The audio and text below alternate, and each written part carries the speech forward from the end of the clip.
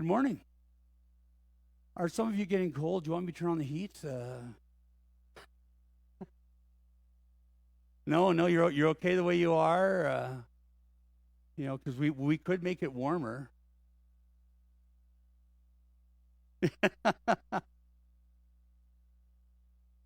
We've been in a series we've called Thanks in All Things, kind of the idea of which is giving thanks even when, thanks is a little hard. And there are a lot of those moments, I think, in life in general. Not everything always goes our way. We try, but somehow the dreams don't materialize, at least not the way we wanted them to. And sometimes the hurt and pain is intense, and trying to figure out what to do next becomes a challenge. We've all been there. When I was a kid, I fell in love with the writing of a science fiction author named Frank Herbert. He's the author of Dune and all of the basically Dune novels until he died and his son Brian took over the franchise. One thing about Frank was that he was always told that, when you talked about Frank, was that he did well with consequences.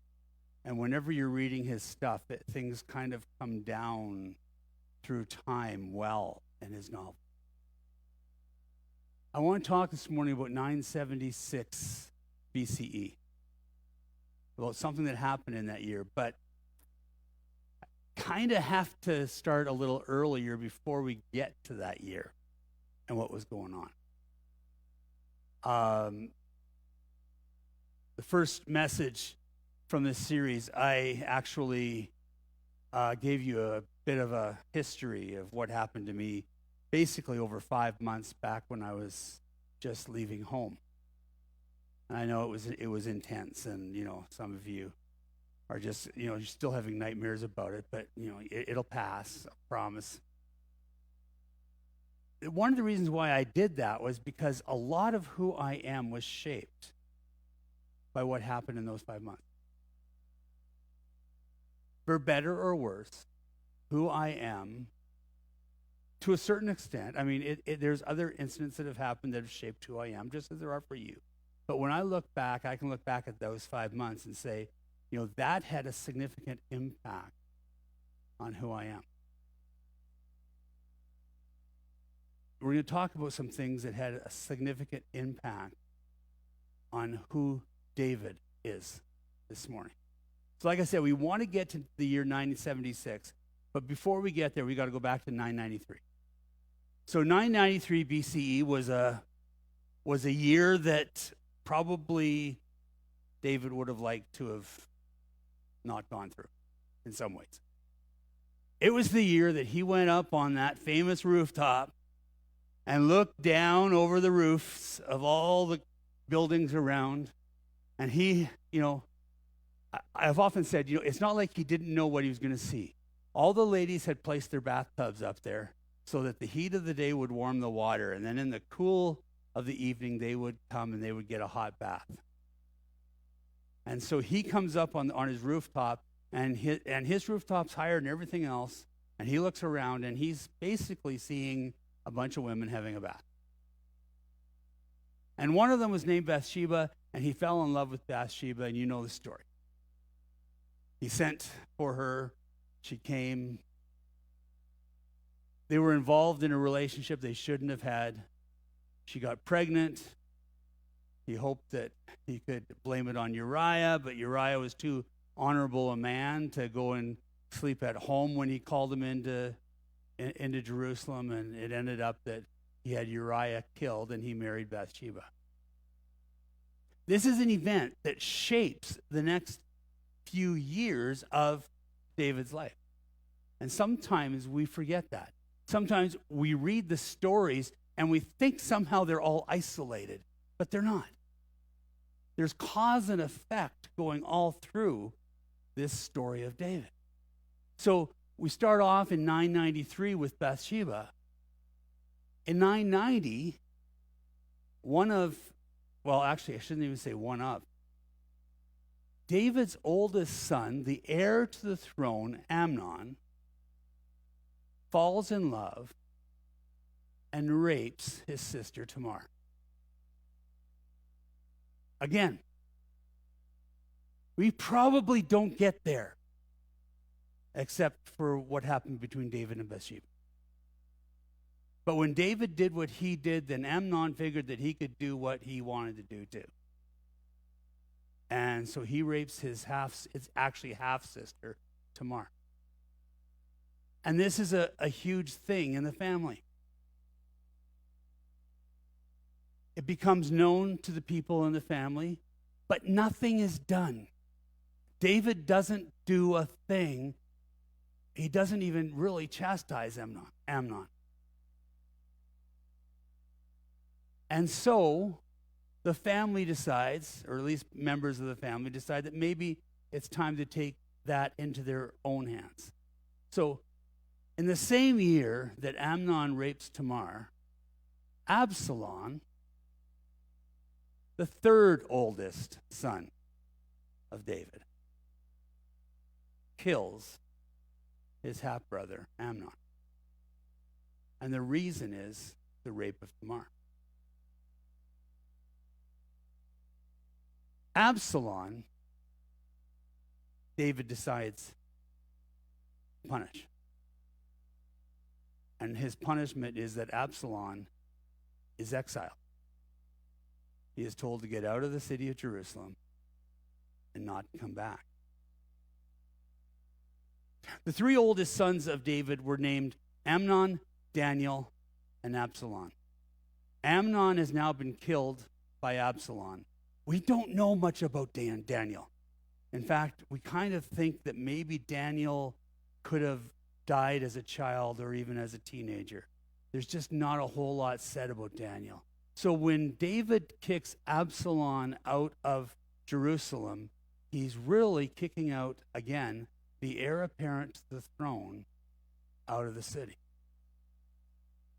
And if you can imagine the palace intrigue that was going on, there was a lot of it.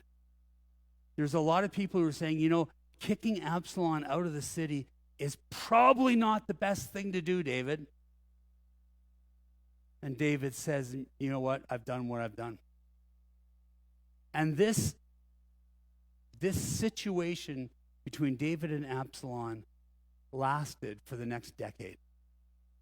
10 years, Absalom is wandering among the cities and towns of Judah and Israel, while David is in Jerusalem. And then finally, the priest Nathan says to David, you've got to bring Absalom back. You and Absalom have got to come to an understanding. It has been 10 years now.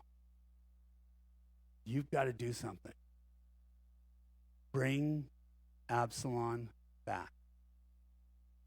And David does. He brings Absalom back in 980, but refuses to meet with him. So now Absalom's in the same city as David is in, but Absalom is refused and restricted from the king's presence. So Absalom and David live lives that are very separate, and David makes sure they never come together. And Absalom decides that it's time to take things into his own hand. And so he starts talking to the people of Jerusalem. Oh, yeah, that judgment took a long time, didn't it? If I was king, I'd make sure that those judgments came an awful lot faster.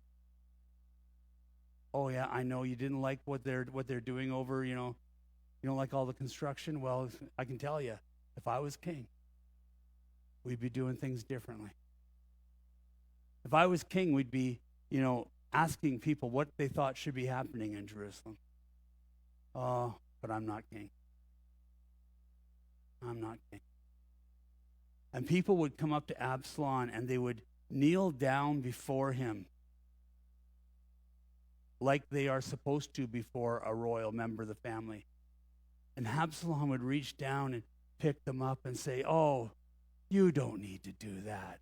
And he would give them a hug and he would kiss them on both cheeks and send them on their way. 976, I said we needed to get there. In 976, Absalom began his rebellion. He had control of some of the army.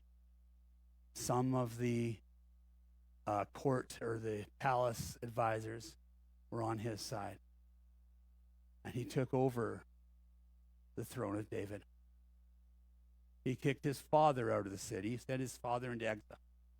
David went across the Jordan River and stayed somewhere east of the Jordan in the land that was there. Absalom went up to the roof. Remember that roof we started off with at the very beginning?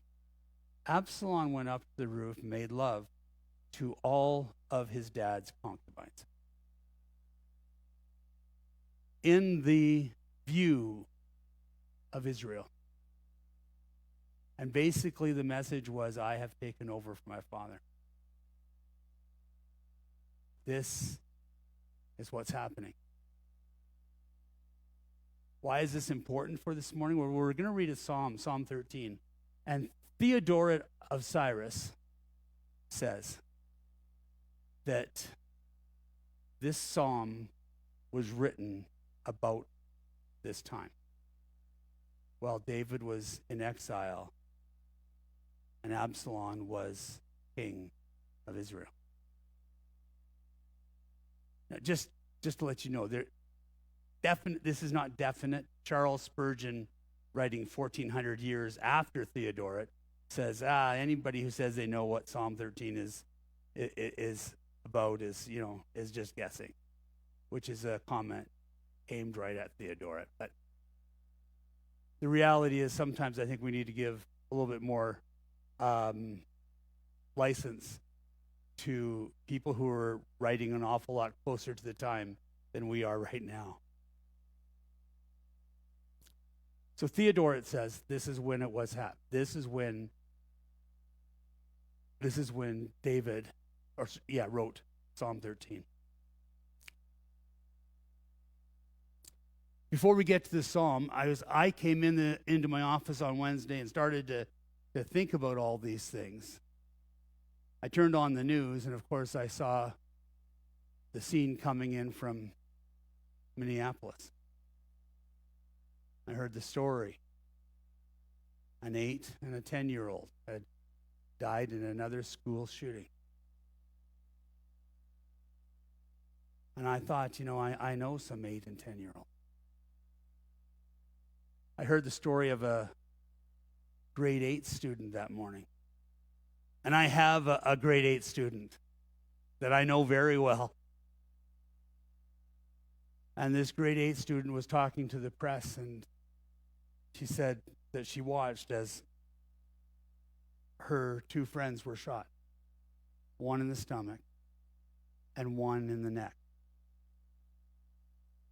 And she had to be the one that went and told the father of one of these girls what had happened to his daughter.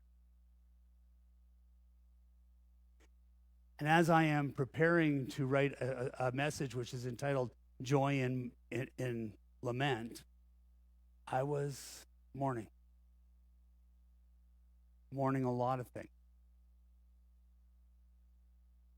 As I heard the story of the shooter who couldn't get into the Catholic Church, which was connected to the school, the Catholic school where the kids went to, and that they had come into this church for a mass, a church service, and shot through the stained glass windows. The question I ask every time this happens is, why? God, I don't understand. And that question is exactly the way that Psalm 13 begins. Let me read you the first 2 verses. Psalm 13, verse 1. How long, Lord? Will you forget me forever? How long will you hide your face from me? How long must I wrestle with my thoughts and day after day have sorrow in my heart? How long will my enemy triumph over me? How long? If you're trying to fill in those blanks, that first one is lament stage number 1, the complaint. Here's the complaint. How long? If this was written when Theodora says it was, and Absalom is on the throne and David is on the east side of the Jordan, then maybe the question is, how long, Lord, will I be kicked out of my kingdom? Or maybe it will be, Lord, how long will my family face dysfunction? Or maybe it's, how long will the sin that I committed with Bathsheba hang over me?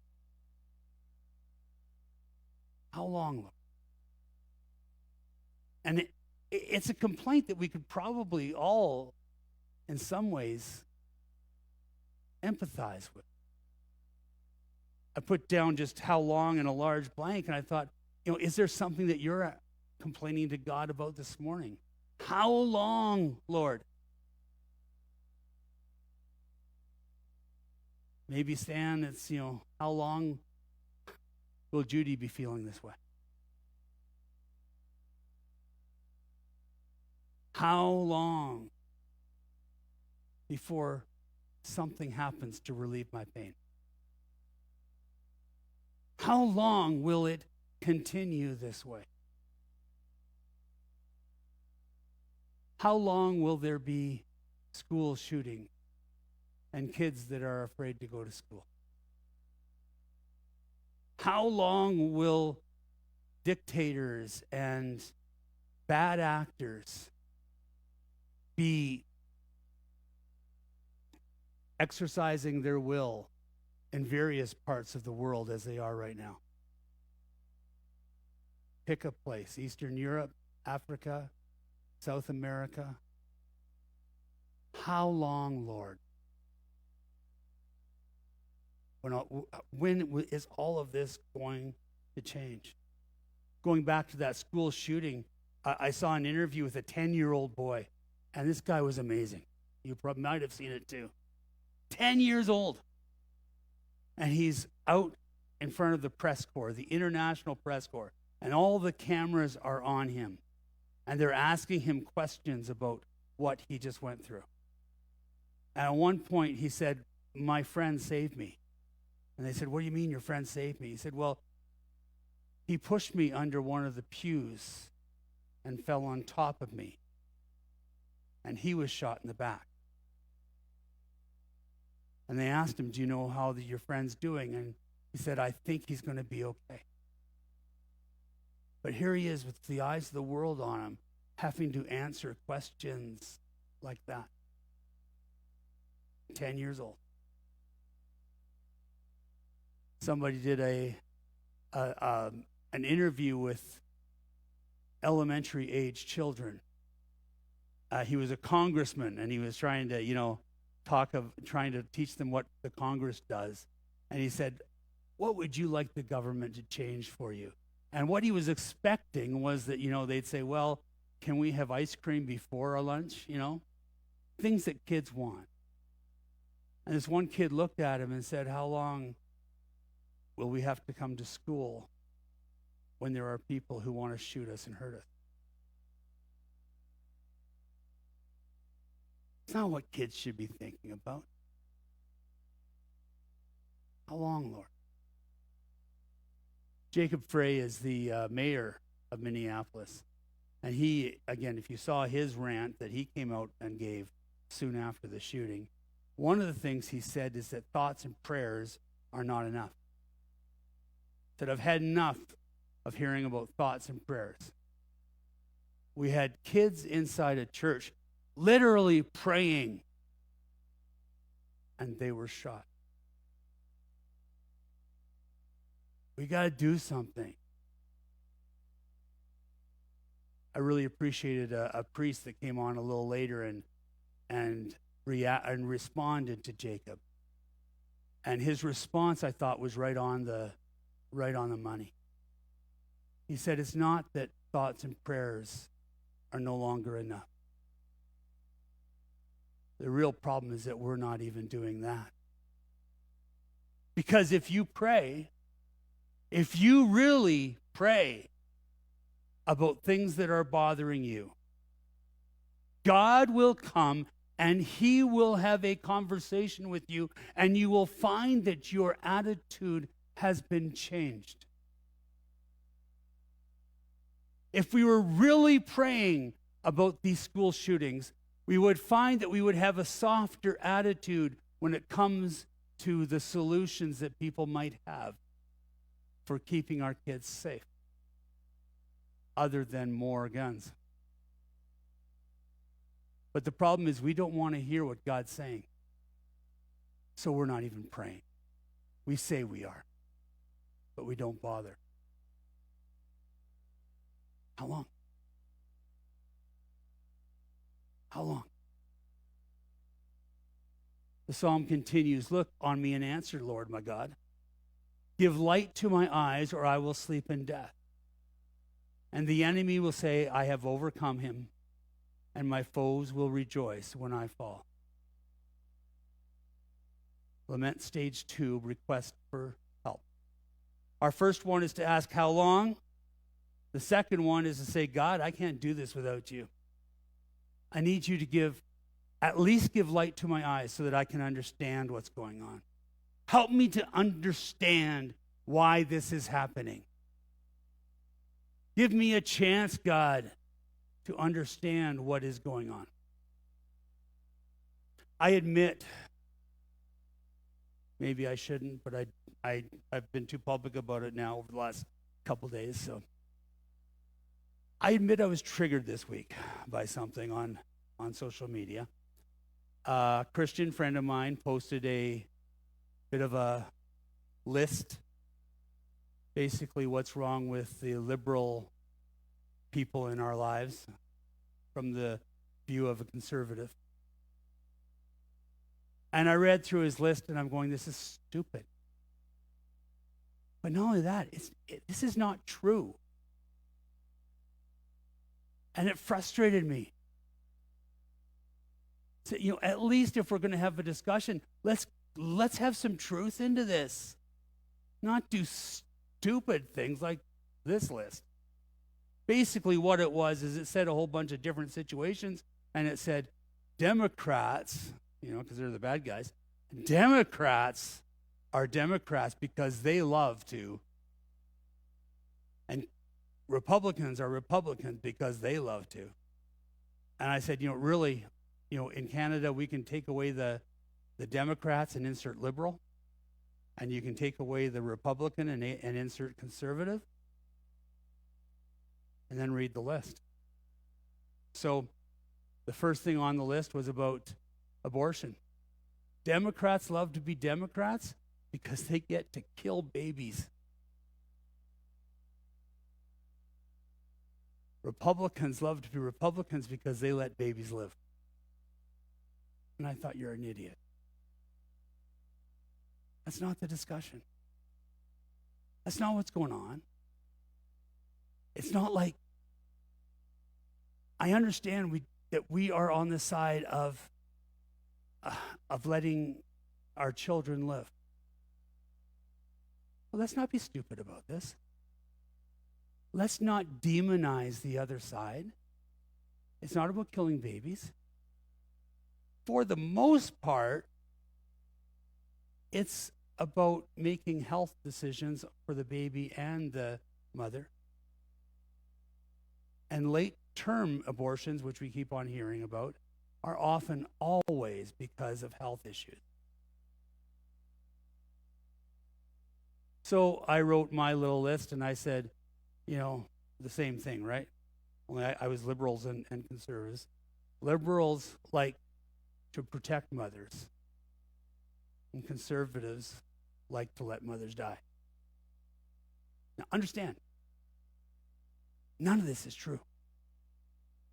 But if you're going to exaggerate on one side, we might as well exaggerate on the other side too. The next thing that they had was about the police. Liberals love to defund the police. Conservatives like to support the police. And I'm going, again, it's not true. Now, I got to admit, I am a conservative, so, it's a little bit hard for me, but I don't think liberals want to defund the police. So I wrote the other side. Liberals want an accountable police force, while conservatives want to have a police that are judge, jury, and executioner. Not true, but neither was the other side. So I'm not saying that I'm bound by the truth here. The last one that I'll tell you about. By the way, if you want to see the full list, it is on my blog. You can probably catch it up on my Facebook page and on the church Facebook page. I think it's going to be posted on the church Facebook page as we're leaving today. But the last one that I did was about gun control. So the whole thing was liberals like gun control and conservatives like gun rights. And so I decided to write on the other side of this, liberals like common sense gun laws. And conservatives like rampant gun crime. If you're going to do it on one side, you might as well do it both. The view from the left and the view from the right. Here's the problem. Do you think we're ever going to get solutions to our problems if all we do is demonize the other side? Do you think we need to make this gap wider? No. What we need is to understand what's going on. This is not the truth. The truth is that we have some issues that we need to figure out.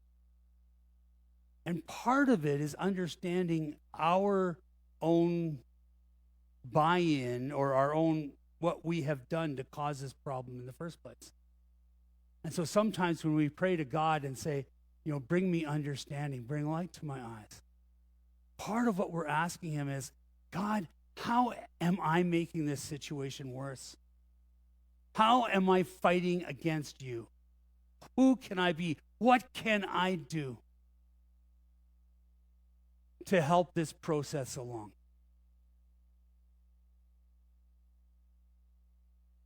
It may not be much, but then if we're all allowing God to help us change our little world, soon the world will be changed. How long, God, am I going to have to suffer through this? And bring me understanding, God. How can I help to fix this? What is it that you need to do? God, can you do it? And most of us have been in a place where that's exactly what we need God to tell us. If you don't want to know what your guilt is, then don't ask the question. And sometimes that's where we are. Most of us have some guilt into every situation.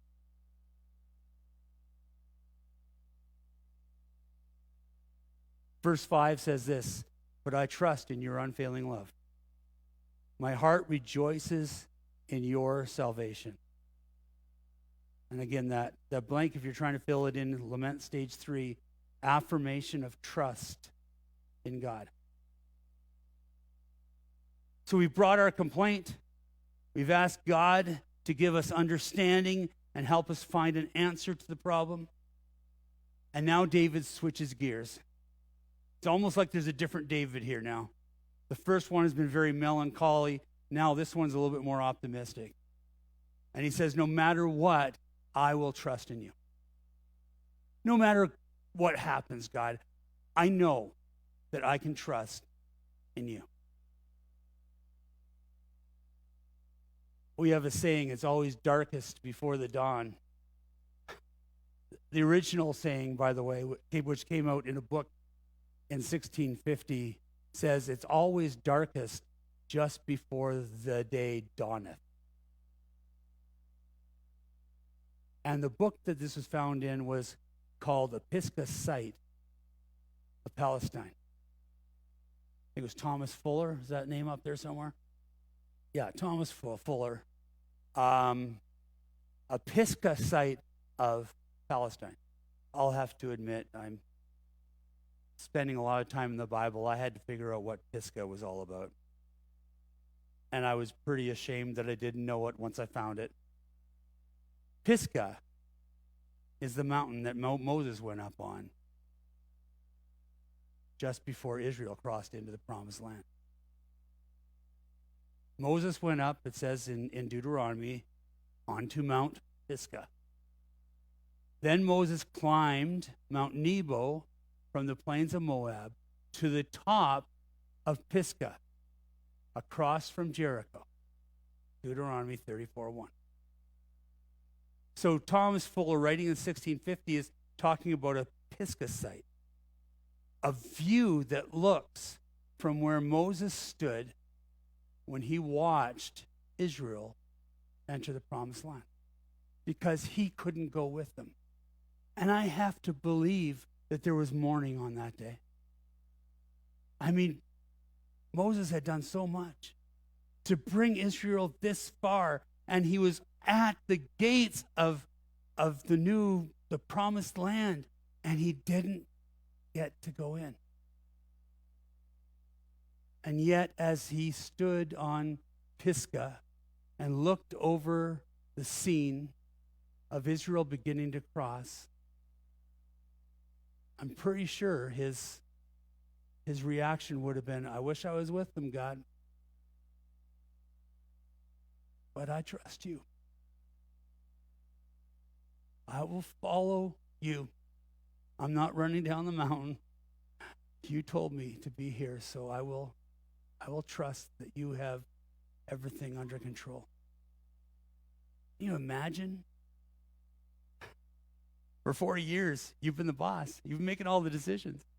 And now you're up on a mountain, and Israel is moving, and they don't have you anymore to make those decisions. They got to hope, Moses is up there going, "Okay, you can do this. Depend on the leaders. I'm sure they're going to be okay." They haven't been for 40 years, but, now they'll be okay. I trust God with this. We come to places of mourning in our lives, and at some point we just have to turn the page and say, "God, I don't understand. I don't know why this is happening, but I trust you. I trust that you have my best interest in mind. I trust that you've got this covered. And that even this is going to work out for your glory and your honor." I cling to Paul's statement in Romans that everything will work for the good of those who love him. Even when I don't understand, I trust.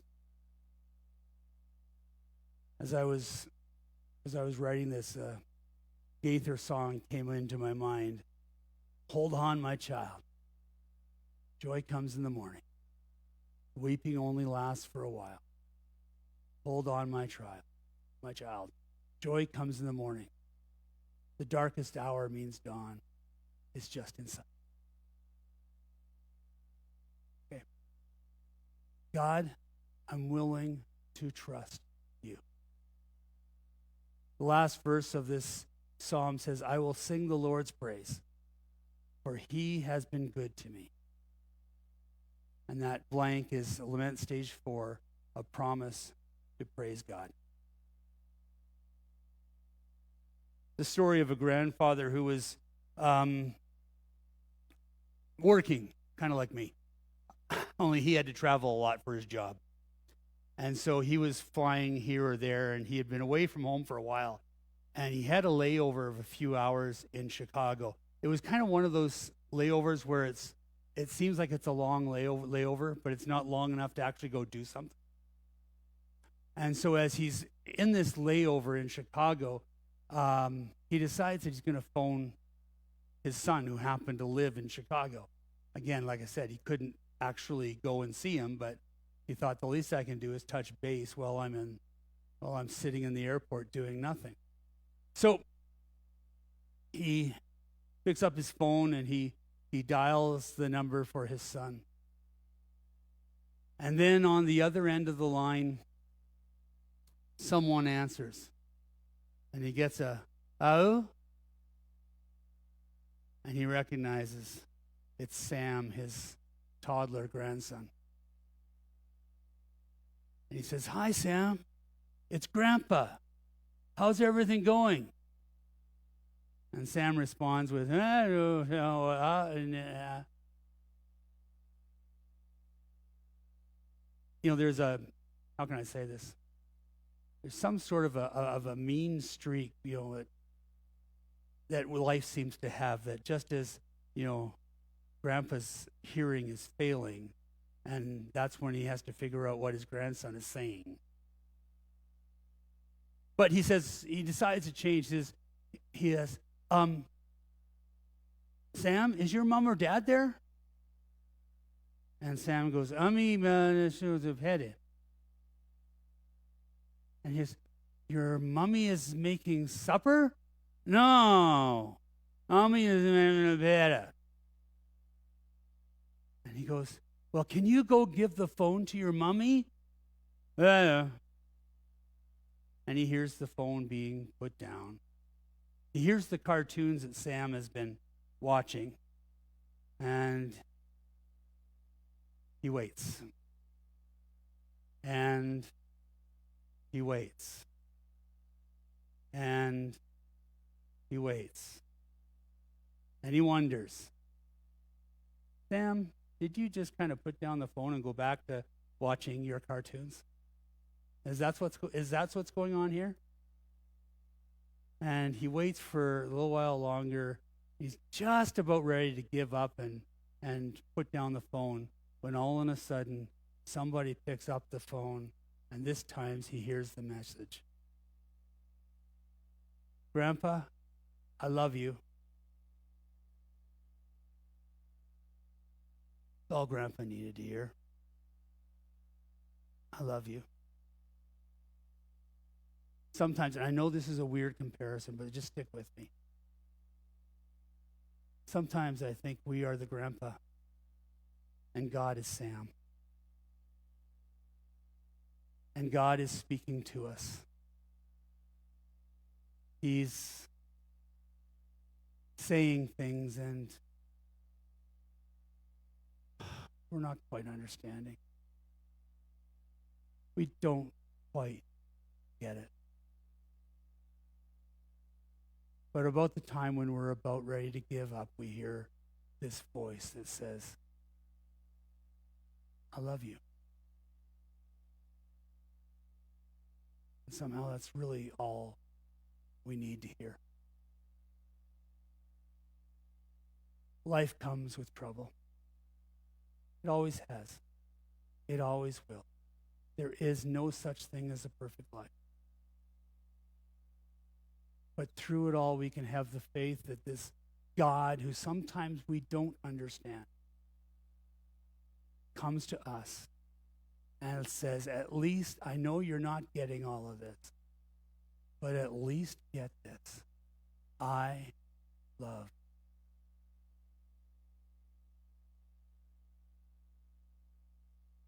Everything's going to be okay. You're going to get through this. I love you. I want the best for you, even if you do not recognize it. And sometimes that's all we really need to hear. We have our complaint. We ask for the answer. And then we say, listen, I promise that I will trust you, and I promise that I will praise you. Not because I'm enjoying the situation I'm going through, but because I know that you love me. That you love me. I'm not to point at anybody. Danielle, the back there, I can point at her. And sometimes that's all we need to know.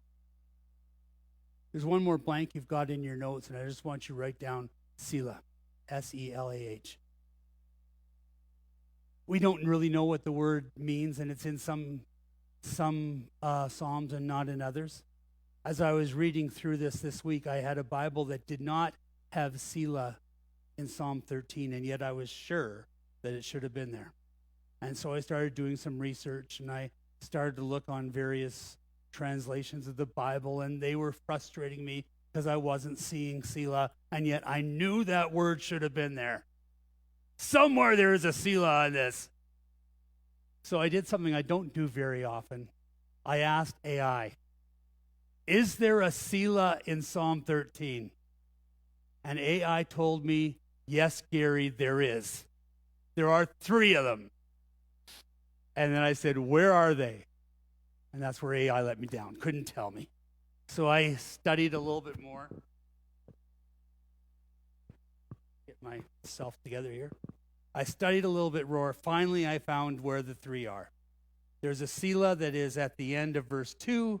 There is one that is at the end of verse 4. And there's one that is at the end of the psalm.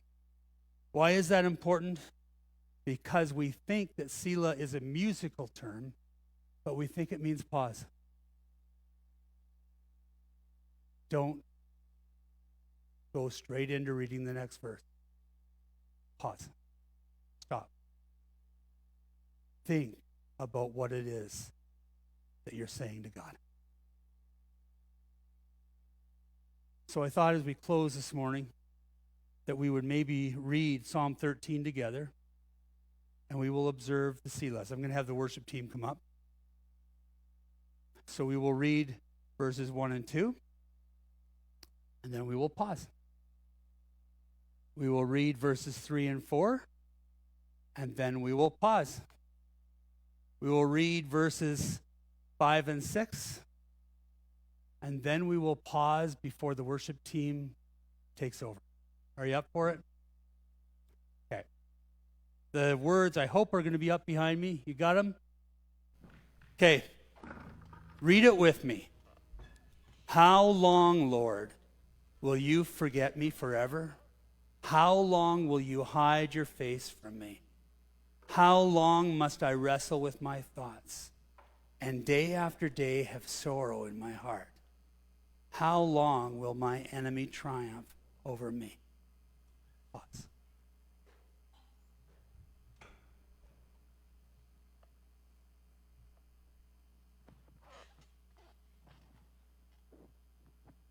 Try verse 3. Look on me and answer, Lord my God. Give light to my eyes, or I will sleep in death, and my enemy will say, I have overcome him, and my foes will rejoice when I fall.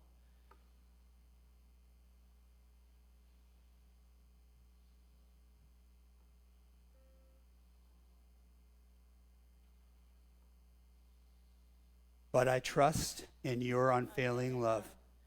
My heart rejoices in your salvation. I will sing the Lord's praise, for he has been good to me.